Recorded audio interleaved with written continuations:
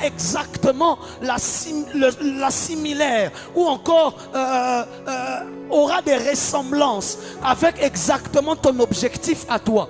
Une seule parole que tu liras pourra te révéler exactement pourquoi est-ce que Dieu t'a créé. Voilà pourquoi je plaindrai toujours les hommes qui n'ont pas de relation particulière avec leur Bible.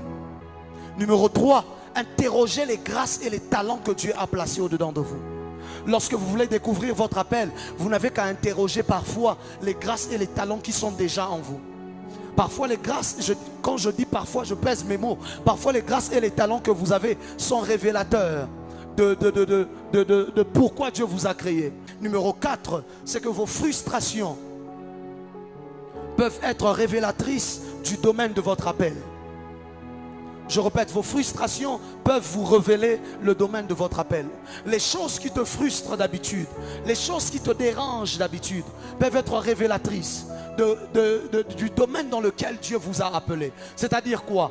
Tous les jours, toi, tu es énervé de la qualité des taxis. Qui sait? Si Dieu t'a appelé à créer une entreprise de taxi qui aura un confort extraordinaire, tous les jours, toi, tu es énervé par la qualité dont les gens chantent la musique gospel. Peut-être c'est parce que tu es un grand musicien et un grand musicien dort en toi. À chaque fois que tu vois l'équipe de football congolaise, tu te dis il y a un problème, ça ne marche pas. Qui sait? Peut-être que tu dois être le prochain président de cette équipe de football, le prochain manager et ainsi de suite. Quand tu vois les gens malades, les gens mourir, les gens souffrir, tu te dis non, ce n'est pas possible. Les gens ne peuvent pas mourir comme ça. Parfois ça ne veut pas toujours dire que tu auras un don de guérison. Parfois ça veut juste dire que tu dois aller faire 7 ans à l'UCB, étudier la médecine, maîtriser la médecine pour ensuite aller devenir médecin. Numéro 5, ce que votre entourage dit sur vous peut être révélateur de ce que Dieu a destiné à votre vie.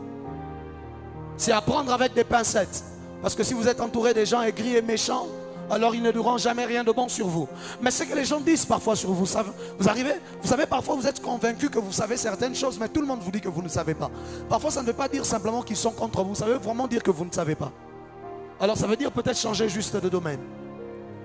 Il arrive que la voix de Dieu puisse se cacher dans la voix de quelqu'un de ton entourage. Ton entourage te regarde toujours, ils te disent, ah, toi en tout cas, quand tu écris, c'est particulier. Peut-être que c'est révélateur que tu dois être écrivain. Ils te disent, ah non, non, non, non. Toi quand on te voit, on voit seulement un homme d'État, un politicien. Tu te dis, non, moi c'est pas pour moi ces choses-là. Ah mais les gens aiment me pousser à ça, je ne sais pas pourquoi. Peut-être que ce ne sont pas les gens qui te poussent à ça. C'est Dieu qui essaie de te passer un message au travers